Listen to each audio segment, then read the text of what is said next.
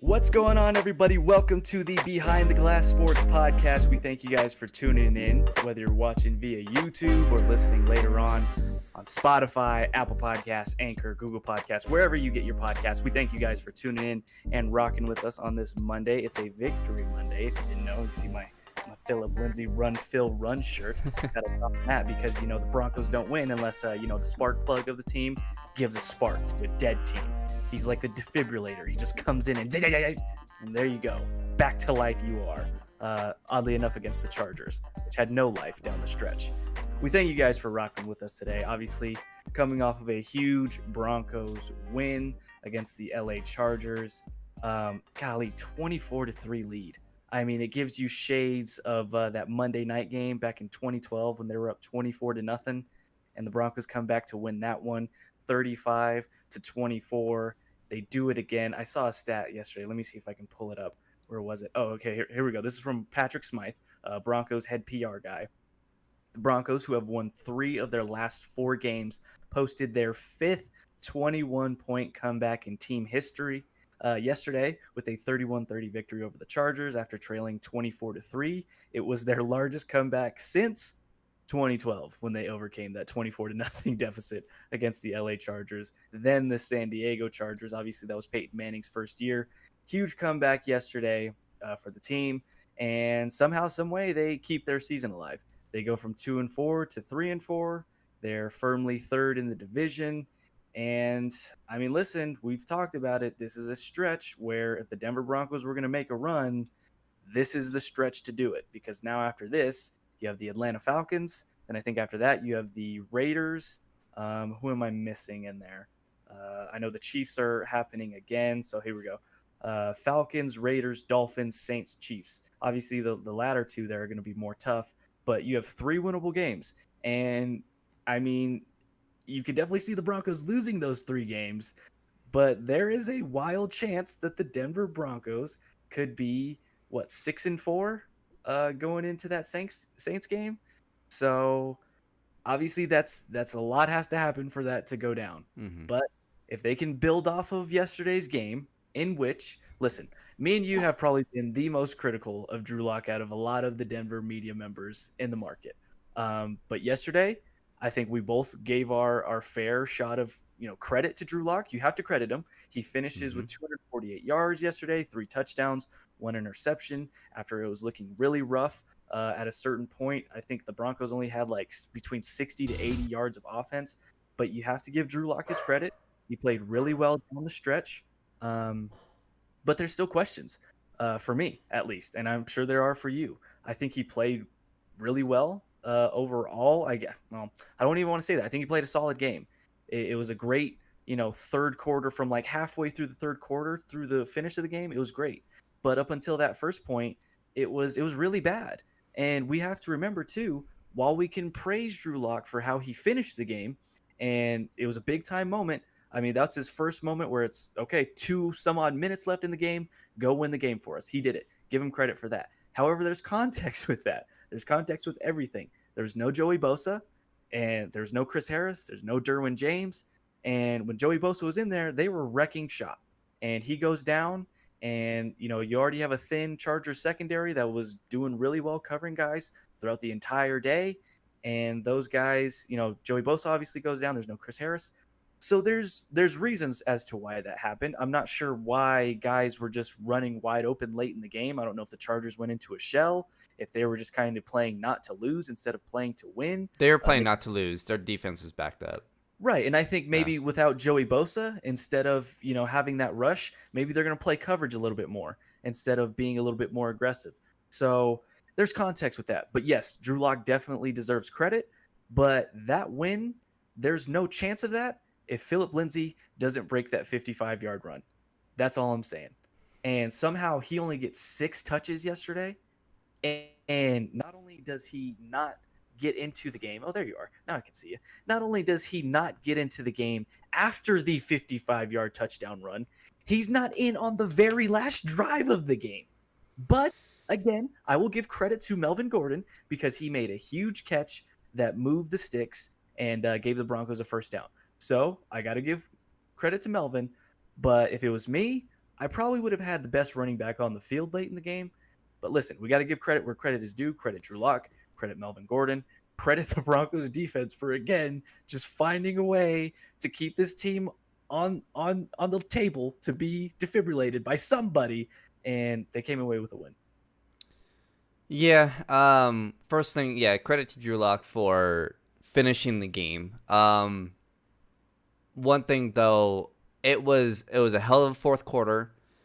That last drive though was really frustrating.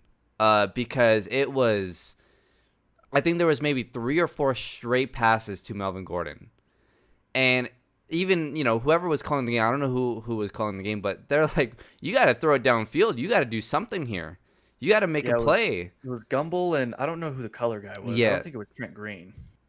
I don't know exactly who it was, but it was, and I'm sitting there like, what are we doing here? Well, like, why, is Drew just so afraid to, just throw it downfield, or at least go for maybe like a 10-yard gain instead of a 2?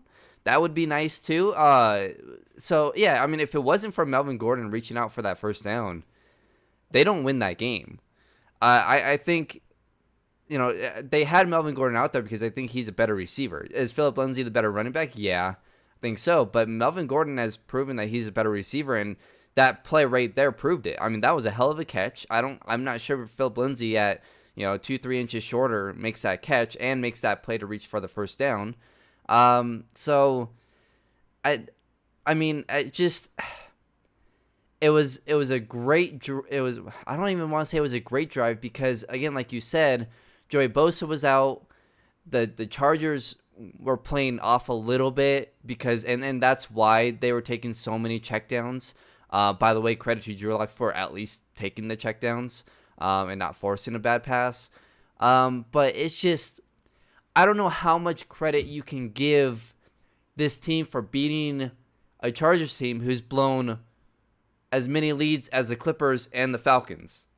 Well, that's the other part of the context, right? Is that you did this. It's a great win. But again, this is against a bad football team that was dominating you. Right. So you have to weigh it. Yes, credit is due. But again, it's like, okay, you beat a Patriots team that didn't practice in 2 weeks. It took 37 to beat the Jets, who you could have lost to. It also took a comeback when you were down 24-3 to the 2-4 Chargers. So again, well, and how about this? Team. How about this? The three wins that you have, right? 2 of them are the last place in their division. One of them is second to last because the other one that's last is the one that you beat. So you're a combined, what is this? That's 13, 18. Your wins are coming from teams that are combined 4-18. Yeah. That is, and by the way, all 3 wins, you barely won, and you shouldn't have won 3 of them. Now, at the same time, you can only beat who's on your schedule. But this is the fact of the situation. The Denver Broncos are not beating good teams. We saw them play a good team last week, and what happened? They got mopped. Yeah. So, I mean, it shows you where this team is at. They have the potential. We know that. They have talent, but they're not a good football team. Not yet. No, and I said it yesterday when they were getting blown out, but and I still stand by it. I think they need a total reset because this coaching staff to me is terrible. I mean, it's flat out terrible. I mean, credit to the players for going out there and winning that game, but I mean, at least Fangio put Drew Lock in a situation where he had some time to go down and score, unlike the Tennessee game. So I guess he's somewhat learned, but I mean, it's pretty obvious to, use your timeouts. I don't know. It's just, there's a, look, they can beat the really bad teams. We know that. They can beat the really bad teams, so they're good enough to do that. But can they beat, teams like Cleveland, even, who's 5-3? Can they beat teams like the Colts, who are 5-2, or Tennessee? They couldn't beat, who's now 5-2. I'm not sure if they can beat Atlanta, to be honest with you, because Atlanta has played really well these past couple of weeks. But that is the reverse side to that argument, right? Like we just said, they're only beating bad teams. They could have won that Tennessee game. They could have won that Steelers game with Yeah, Jeff but they Driscoll. but here's the thing, they They were didn't. in the Chiefs game for about a quarter and a half. But here's the thing, they there. didn't. They They didn't. did it. They And did it. and they blew But the that Tennessee game because of bad coaching. The Pitts, but what does that show you? It shows you that they're not a good football team, but they have the talent, and they can be in these games. and but that's it's another what step they have to but take. that's what we've said this whole Right. last Exactly. year. They have the Exactly. talent. They're right there. Ever since the draft, we said they have the talent. But what do you need in the NFL to be a really good team? You need good coaching. First, you need a good GM. Second, you need good coaching across the board. And you need a great quarterback. And they You don't have to have put it all together. and they don't have a good GM. That they have I'll say this, they have a great defensive coordinator. The problem is that he has other things that he is supposed to be focusing on, and I'm not sure he's focusing on those things. He's not a good head coach. He's a great defensive coordinator though. So you know, and Shermer again, I mean, you know, I saw it in the first half. I mean, we're just going to blame Shermer for Drew Lock's failures.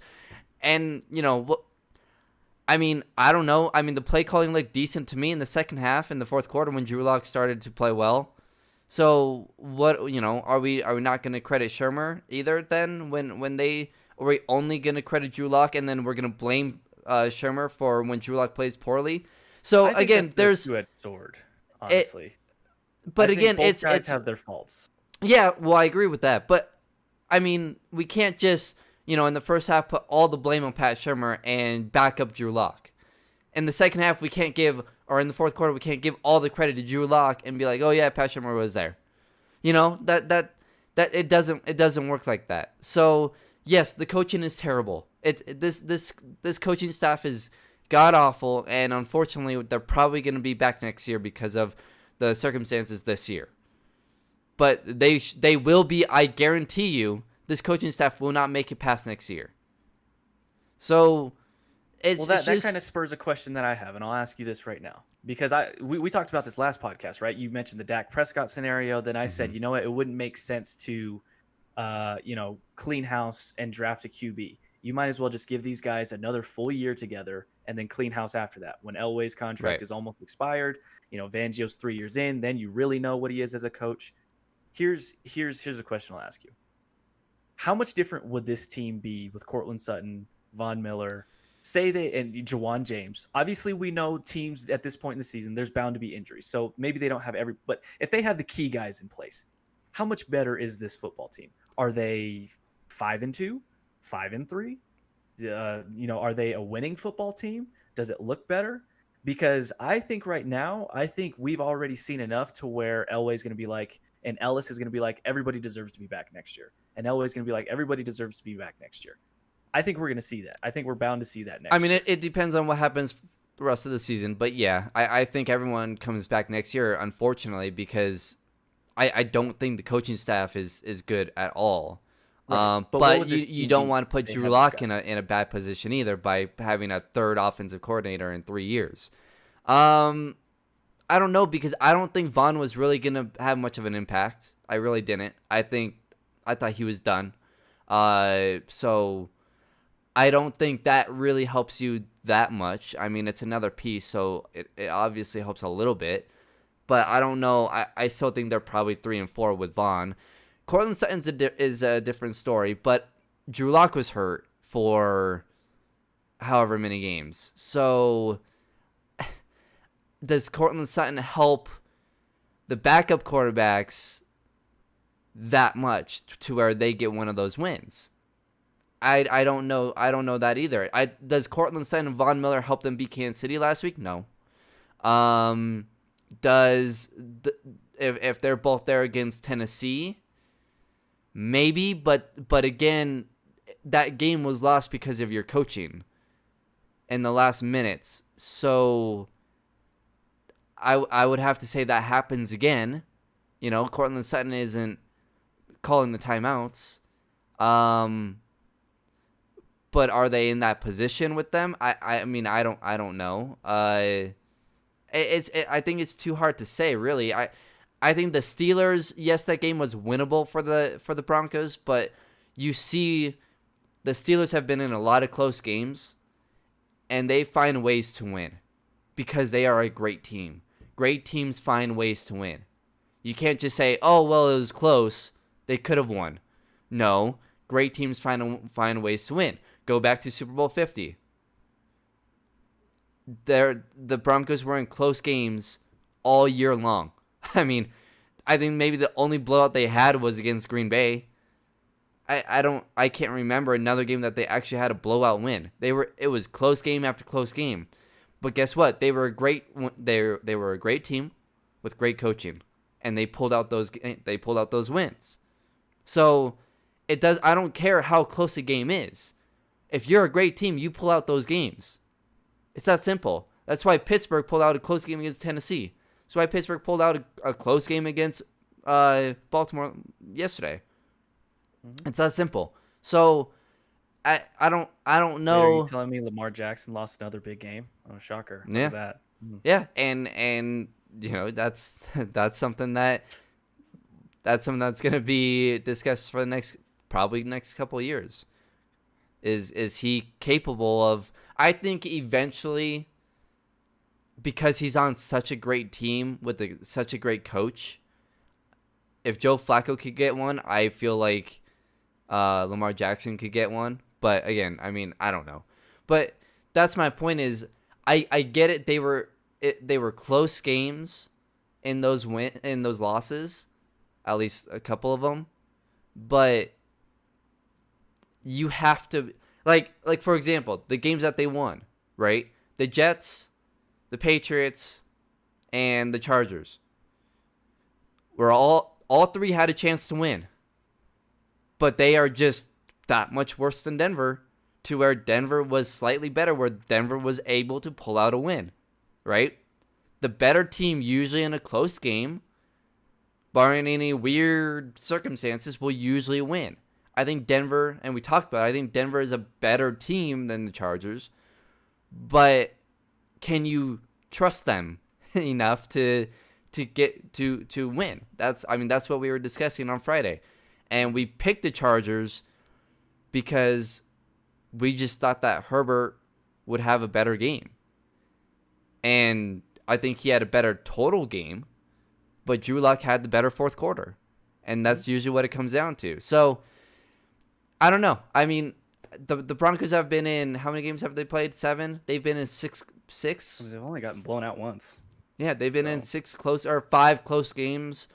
The one against the Bucks was meh, like in the middle. It wasn't blowout, but I don't think Denver really had a chance to win that game. And so out of those 5 close games, they're 3-2. But again, the 2 that they lost to are now what? One's 7-0, and the other is, where are they? Talking about the Titans. Yeah, they're 5-2, 5-2, right? 5-3. So like yeah, that. they're 5-2. So the 2 that you lost to is a combined 13-2. There's a reason why they won those games, because they're great teams, and they're flat out better team than the Broncos are. So I don't know. It's this Broncos team, I think, is literally the definition of being stuck in the middle. We talked about it with the Nuggets for years. This team is literally stuck in the middle, and the only way the Nuggets were able to get out of it was to blow up the team. I'm not saying, well, I am saying I think the Broncos need to blow up this team. Now, I'm not saying that they need to get rid of Drew Lock, because like I said, in my scenario, what I think they should do, whether it's this next offseason or the offseason after that, I think they need to go out and replace John Elway. They need to go out and get an offensive-minded head coach that is also focused on head coaching. I don't care if he calls the plays. He just needs to be more focused on coaching, but he also needs to be in that room up when for the offense, being able to just put something out there that's, well, half decent, because Vic Fangio obviously doesn't care about the offense. And Pat Shurmur isn't a good offensive coordinator. They need to go out and get someone younger, that's a little bit more, with the times of how this league is, where this league is going, because Drew Lock is that type of quarterback. Where this league is going, that's where Drew Lock is. That's what type of quarterback Drew Lock is also. So you go and get a head coach that matches Drew Lock. I know, and that's why I'm saying Elway has to be gone, because Elway won't do that. He won't go out and get a young offensive-minded head coach. He just won't. Whether it's college, current offensive coordinator, he won't. He won't do it. And then I let that head coach and whoever he picks as his OC to decide on Drew Lock. If they like Drew Lock, go with him. If they don't, then make a move and trade up and go get their guy. So, but that's my, again, I'm going to stick with it because I don't believe in Vic Fangio whatsoever. I don't believe in John Elway whatsoever. And Drew Lock, I don't know. It's hard to know with Drew Lock because the coaching is so terrible. It's so bad.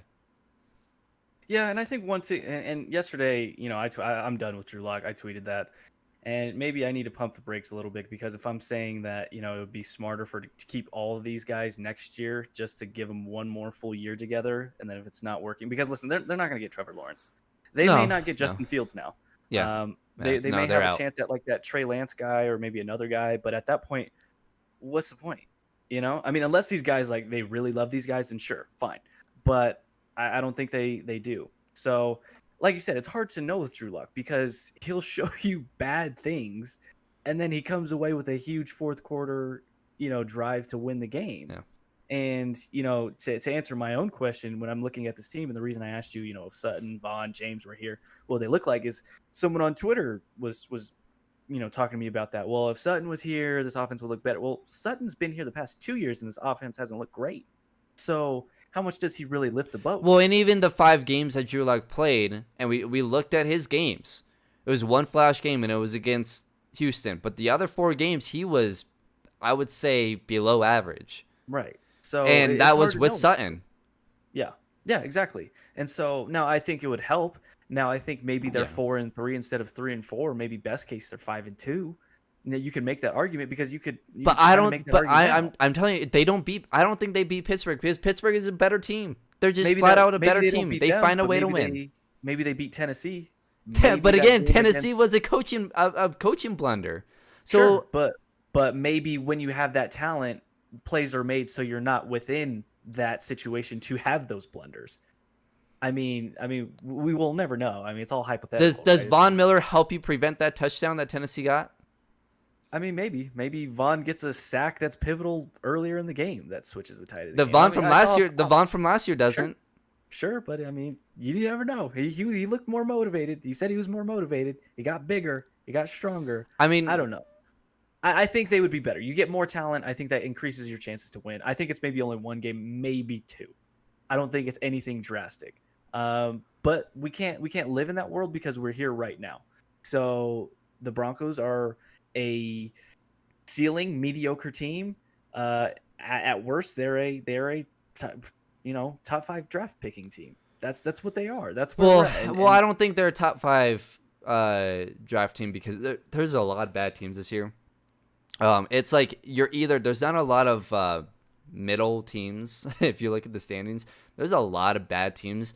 I think right now the Broncos have, there's a lot of teams below them at this point. There's a lot of 2-5 teams. There's a lot of 1-6 teams. Yeah, last week we looked at it. They were somewhere between like 9 and 12 that they were picking. Now with this one, they're probably going to end up with like 5 wins this year. 5 or 6 wins. Yeah, they would have to like 15 to 18, 19. Now here's the thing though, and I said this on Friday, the Falcons have looked really good these past 2 weeks, and it's Denver going to Atlanta.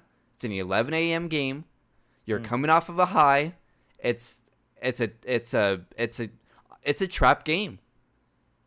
It's a trap game for Denver. They could easily lose to Atlanta. The Raiders just held Cleveland to 3 points or 6 points, something like that. The Raiders and the Raiders have blown out some good teams. The Raiders are a good team. They're not, they're better than the Chargers.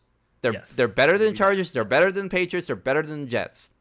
The Yes. Falcons, I It's would not say, hard to be better than those and teams, here's the but thing, I would say the Falcons are better than all three of those teams as well. They have more talent. Now they've blown games, they've blown some yeah. pretty bad games, but they have talent, and here's the thing, that defense has not given up 20 points in like 3 weeks. I'm pretty sure. Hold on, let me double check. So their schedule, and I get a lot of people are looking at these teams' records and saying, oh, the Broncos can win, the next 3 and be 6-4. But did you see what the Dolphins did yesterday? And that's in Tua's first ever start. Yeah, but he didn't play well at all. No, but that's what I'm saying though. He's gonna get better.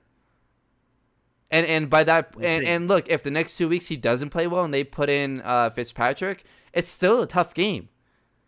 It might be a tougher game. So they can easily lose the next 3. And then you got the Saints. And then the Chiefs. You could easily lose the next 5. As winnable as these next games are for the Broncos, they're also just as losable. Yeah, They could very well lose or get look. blown out. Atlanta has held. Okay, so Atlanta has, look at their last 4 games. They gave up 23, 23, 23, and 17. It's not 38, 40, 30 to the Bears, 30 to the Packers. Yeah, they're playing some blah offenses too. Yeah, well, Vikings, is the Lions, Broncos? Panthers. I wouldn't say the Broncos aren't a blah offense either. They look Well, at I just would watch say the first 3. Broncos are a blah offense. Exactly. If I'm a That's what I'm Broncos fan, saying. that gives me hope against the Falcons defense. Oh, the Vikings got 23. Detroit was able to get 22. The Panthers obviously got 17, the Lions got 23, and the Vikings got 23 as well. Well, yeah, but the Lions have been right around that point all year. What I'm saying though is the Falcons have lost a lot of close games. And so it's not. I'm not gonna. The Falcons aren't a bad team. They're not. They're not. They're not the Jets. They're not the Patriots. They're not getting. Their record says they're a bad team. They're 2-6. Well, yes, their record says they're a bad team, but they've just blown a lot of games. And look, they lost to the Seahawks. They lost. They're a competitive bad team. They lost to a Dak Prescott Cowboys in which they blew. The Bears they lost to, which by the way the Bears are what? 5-2, 4-3, something like that. The Packers they lost to. So look, they've lost to a lot of good teams too. And the last 4 weeks, especially the last Thursday night game against the Panthers, they played really well. And then they played really well against the Vikings. That offense is really good. So but you can beat that team. Yeah, well, yeah. I'm not saying beat that the Falcons are gonna crush the Broncos. What I'm saying though is you can't say the Broncos are going to win this game. It's probably a coin flip. It's a coin the flip. Falcons are coming in as a 3-point favorite, I think. Yeah, and look, they're at home, in which they haven't won a home game yet. It'd be a great time for them to win a home game. No. It's either way. 11 a.m. This would be if the Broncos were, if you give in to those the injuries, blah blah blah blah. If the Broncos were 5-2 going into this game, this is a trap game. 100% a trap game. Yeah. I mean, anytime they have to travel anywhere on the eastern side of the country, and obviously this is not completely east. And then you're at the Raiders, which the Raiders have been really good too these past couple weeks. It's gonna be a tough game. It's gonna be another tough game. So it's not gonna be to all those people saying, oh, they're gonna be 6-4. I say at best they're probably, because what are they right now? They're 3-4. I mean, probably ceiling, like if they could come out of this stretch 5-5. That's what I was gonna say. If they can come out, yeah, that's probably where they're gonna be, is 5-5, because I mean the Falcons and Raiders, both road games, I say they win one. The Dolphins at home, I think you can beat the Dolphins, but man, the Dolphins defense has looked really, really good. And they took back a kick or a punt yesterday on the Rams, so Tom McMahon, you tighten things up. Yeah, honestly, I would pick the Dolphins right now. So, and if they're that good with Tua playing poorly, what if Tua is starting to figure things out at that point? Because that would be his third game? that would be his That's in 3 weeks. That would be his 5th game, Fifth game. right? Okay. 1, 2, 3. Oh, his 4th. It'd be his 4th game. So if Tua is the real deal, he should be kind of starting to figure things out. And if he starts to figure things out with that Dolphins defense, that should be a Dolphins win. Yeah. And then you can make argument. the Saints should beat the Broncos. The Chiefs will beat the Broncos. Yeah. The Panthers, Christian McCaffrey will be back. I don't know. We'll see. If Teddy Bridgewater is healthy, McCaffrey, that offense has been pretty good. Their defense hasn't been very good. That's probably, I would say that's right there with the Falcons. Like, that's I mean, I think there's only 3 games left on the schedule that you can say the Broncos will most likely lose. 2 that you can pretty much guarantee a loss. I would say that's the Chiefs and the Bills. The Saints, they could probably win because you never know what the Saints you're are. you're at home. The Saints aren't a very good road team. But again, are the Saints healthy? You know, is Michael Thomas playing? Is Emmanuel Sanders playing? Every week I think he's gonna play, and he just doesn't play. Yeah. So like, dude. and look, Kamara could torch the Broncos defense. So I mean, they let that the Chargers had 200 yards of rushing. yeah, Yesterday. yeah, so imagine what. So that's what I'm saying. Imagine what Kamara, Christian McCaffrey, Le'Veon Bell, even Gurley next week against the Falcons, the Raiders with Josh Jacobs. I mean, He hasn't been playing well this year, though, Josh Well, Jacobs. I saw that his stats on the yeah, but he's a good running back. no, sure, yeah. I think yesterday too. Part of the reason the Broncos gave up that much rushing yards is because they were on the field so much. Yeah. I mean, the Broncos were literally going 3 and out every drive, like 3 plays done. So I don't know. This team, I think they're the absolute and I said it a few weeks ago. They are the definition of being stuck in the middle. When you talk about a team being stuck in the middle in any league, that's what it looks like.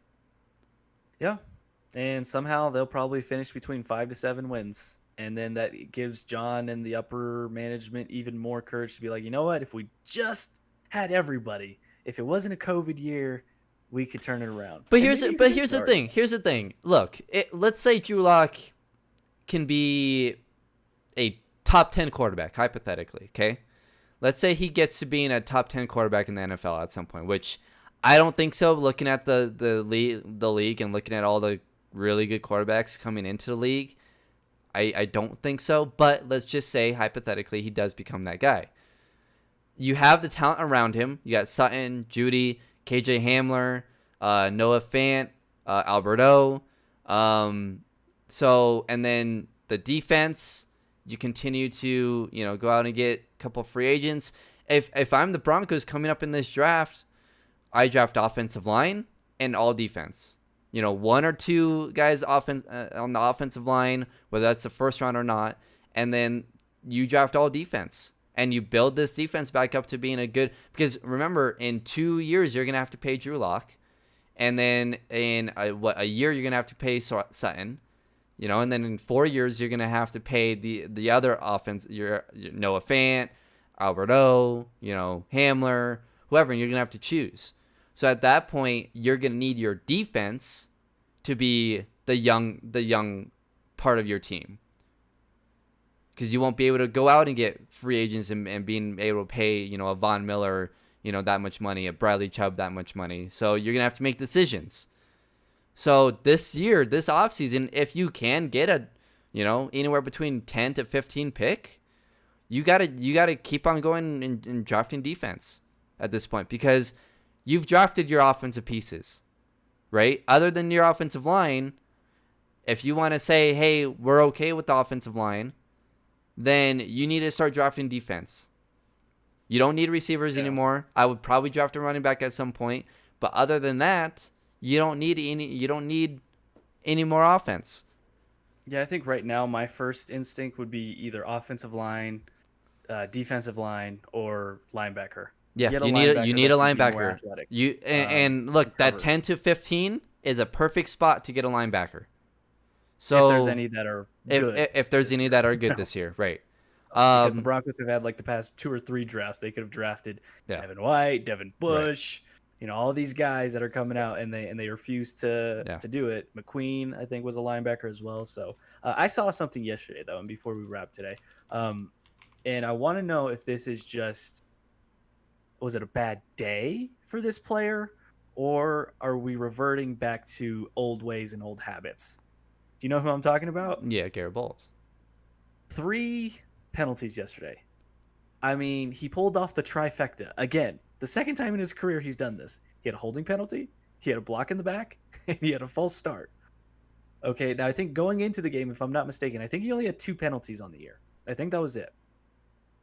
Do you think yesterday was Bowles going back to being Bowles that we know and don't love? Or do you think it was just a bad day? Because he's arguably played the best out of any Bronco this season. Well, I would say a lot of those penalties came when he was having to go up against the 2 pass rushers. So Mainly Ingram. I yeah, don't think he faced Bosa very much. right. So is that just a bad matchup? Did Denver not help him? Because you need to, when you got a great pass rusher on the other end, you need to help your offensive lineman. It's that simple. So were they not chipping? I wasn't really watching Garrett Bowles, so I don't know if they were really helping him or not. So I can't really say. Most of my focus was on Drew and the other guys, so I don't know if that was the case. So that's something that you have to go back and look at tape for, to see if it was. Are you not helping him against a great pass rusher? Is it just a bad matchup? Was he not getting good help? If he was getting help, was he not getting good help?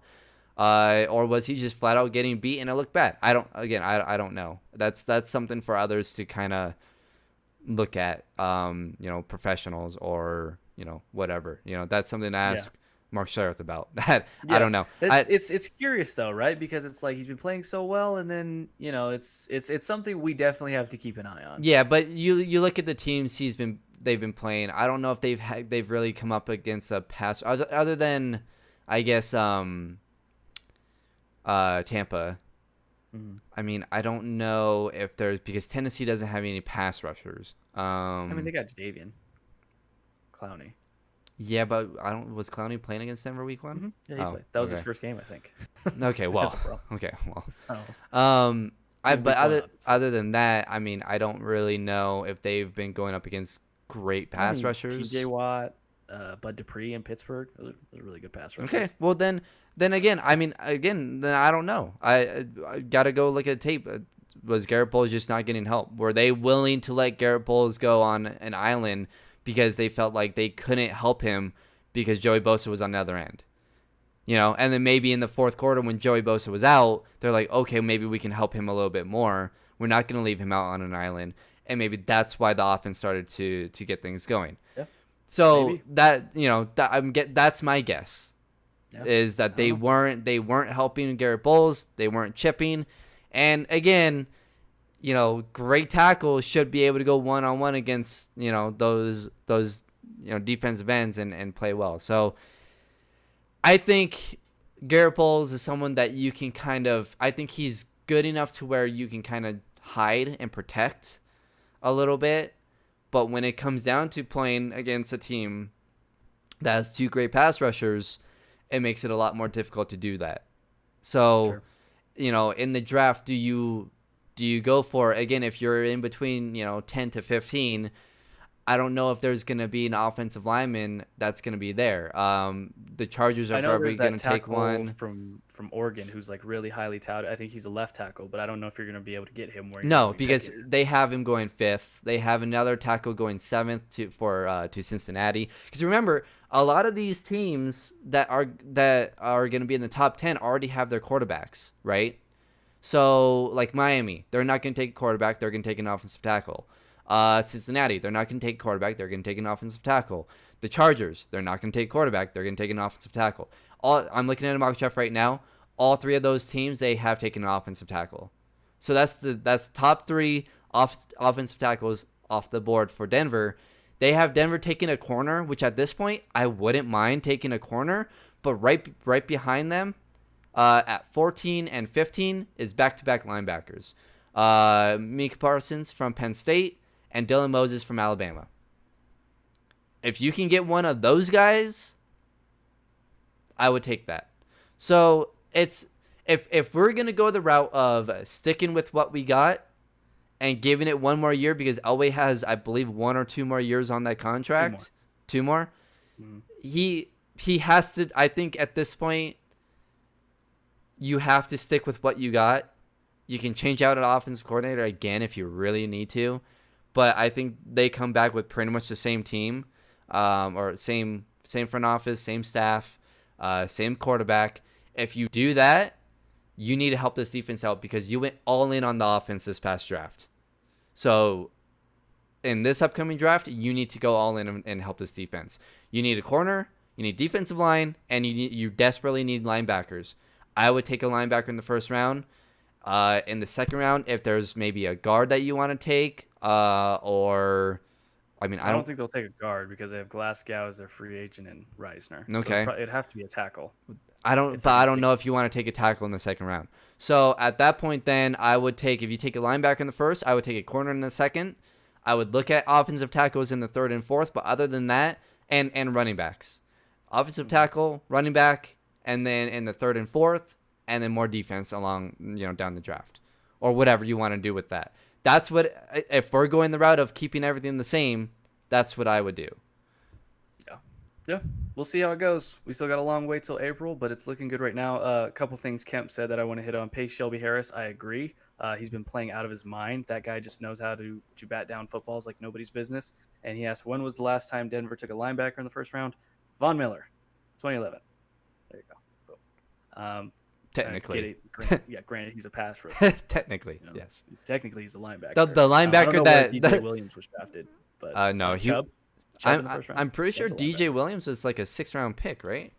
I don't know.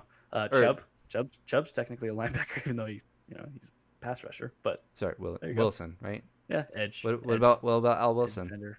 Was Al Wilson? I don't know. I don't think he was a first round pick. Yeah, I don't think But so those are either. the two that come to my mind. Al I mean, Wilson. edge rushers, linebackers. Yeah, linebackers now are edge rushers. I'm not sure if they've ever taken a linebacker, like a inside linebacker. Yeah, in like the if first that's round. what he meant. Then, yeah, I'm not sure. Yeah, I don't think they've Um, ever done that. Before we wrap today's show, Oh, I have to. no, they go- have. Huh. Drafted 31st pick by the was Broncos. Al Wilson. Who's that? Oh, all right. Well, there you go, Kim. If you're talking about inside linebacker, if we don't want to, I mean, technically Chubb and Vaughn are listed as linebackers. By the way, that was outside linebackers. 1999. All right, well, there you go. If you want inside, there you go. 1999. I killed you in picks again this week. Actually, I didn't. I only won by one. But that gets me. Now I'm 12 games up. I'm getting close to that 20. I'm getting you're there. not gonna get to one 20. game a week. You're not I'm gonna gonna get to there. 20. Woo! Wait, 79 and 39. if you baby. get one game a week, yeah, I guess you would get that, right? I how would many- need to oops. literally get. I think. Well, how many games? 1, 2, 3, 4, 5, 6, 7, 8, 9 more weeks. Okay. So yeah, I only have 1 week. in You know which what- I can- you know are what's we- are gonna we kill- including the playoffs though, right? So yeah, Wait, are we including the playoffs? yeah. Why wouldn't we? Oh, I thought we were just doing Okay. regular season. No. Oh yeah, we Why is can. it? I'm okay with doing the playoffs too. Oh yeah, then I have plenty of time to get. Oh, I have plenty of time. You won't. Listen, get 20. I don't know if you're gonna catch me. Here's the thing though, the playoffs are hard to get games. I will say that the playoffs, I wouldn't rely on getting No. 2-3 games in the playoffs. I mean, it could happen, but that's tough in the playoffs. But I'm slowly starting to distance myself from 12 games up. I don't know Yeah, if you're but gonna did catch you me. did you see the schedule this week? This upcoming week? Green It's Bay, San Fran, Denver, Atlanta, it's Seattle, Baltimore, brutal picking teams. Baltimore, Indy. It's literally every game is a coin flip. Ugh, yeah, I'm Like- looking at it now. Like even I'm pretty sure, who does Kansas City play? I think that might be the only one that you're like, oh yeah. I'm looking. Kansas City's- Pittsburgh, Dallas is easy, and Kansas City, Carolina is Yeah. gonna be easy. Those are the only two easy ones because Miami's been playing well. Arizona's defense isn't very good. Tampa Bay and New Orleans is very difficult. I might have Even spoken the Patriots and the Jets, that's Yeah. a tough one. That might be the first Jets win. Buffalo, Seattle. I mean, I feel like Seattle would win, but I'm getting real sick of these weeks where it's giving you opportunities to close in the gap. thi- I might have this spoken- this is a week where it could easily be. Well, I know I'm already gonna start one game up on Thursday. Because you're gonna forget to send me a No, text, so I'm no, relying no. on that game. I will pick the opposite. I will make sure I pick the opposite. I'll ask you who you picked, and I'm I'll gonna pick be the expecting opposite. my 1-0. I'm guessing you're gonna pick Green Bay though. I'm leaning Green Bay right now. Yeah, so I think I'm gonna pick San Fran. I'm I gonna mean, pick. Green Bay did come off of a tough loss to the Vikings. Oh, Kirk Cousins. Oh my dude, I loathe the Vikings with every part of my being. I absolutely despise everything they stand for. Dalvin Cook had an amazing day yesterday. I'm sure he probably scored like 70 points for fantasy owners. Oh yeah. He had like 60, I think, receiving yards. He had like 100 some odd rushing yards. I think he had like 3 or 4 touchdowns. He probably single-handedly won a game yesterday for a lot of fantasy Did owners. I All right. get, because we picked 3 different ones, right? Did I get any of them? The only one you got right was Miami. Oh yeah, that's right. I nailed the Miami one. But you lost the Baltimore-Pittsburgh one. Yeah. You lost. Oh, to Baltimore Cleveland. was so close though. They had a chance. They had multiple. Oh well, I guess like I said earlier, I mean, the Listen, great teams figure out how to pull it out. I'm just saying, I like Lamar. I think he's I a can't great believe athlete. Pittsburgh is 7-0, man. I can't believe they're 7-0. They're one of those teams. You know what they kind of remind me of? They Is can that beat Super Kansas Bowl City. 50 Broncos. Yeah, they can beat defense. Kansas I don't City. think they're right. Well, I don't think they're like that. They're as great as that defense, obviously, but they just know how to win games and they make winning plays late in games. And their offense is better than that Super Bowl 50 team. Oh yeah. But I listen. I've been telling my friend this, who's a Steelers fan, that you guys have no chance against Kansas City. They might make it tough. I would still pick Kansas City to win, but yeah, I could see there's a scenario because the Steelers have what can beat the Chiefs. The only question is, can they score enough? Right. They have the exact recipe to beat the Chiefs, and I think they can. I think they can score enough, but you know what? It's going to come down to his weather, because it's going to be in Kansas City. Well, I mean, Pittsburgh it might. Well, yeah, but I think well, here's the thing though. Patrick Mahomes seems to be, and the Chiefs seem to be really good in bad weather. Like that seems to be a thing with them, is they're really good in bad weather. Good anywhere. He could play on a flaming asteroid. Exactly. That's what I'm saying. He could play in Jurassic Park with dinosaurs. Bad weather benefits the Chiefs, no matter who they're playing. It doesn't matter if the Steelers are used to it. With megalodons rushing him, and he'd still find a way to drop 305 touchdowns on their faces. You know what? If Pittsburgh can get home field advantage, I think they can beat the Chiefs. What is that really gonna do? Like. Well, I mean, you never know. By then, there might be more fans. I don't know. It's going to be like a varsity high school championship game. They have to fence off the rest of those cardboard cutouts. Are really going to show the Chiefs today. Get loud. Wave your towels. Woo. There's the janitor from the 13th row. Let's go, baby.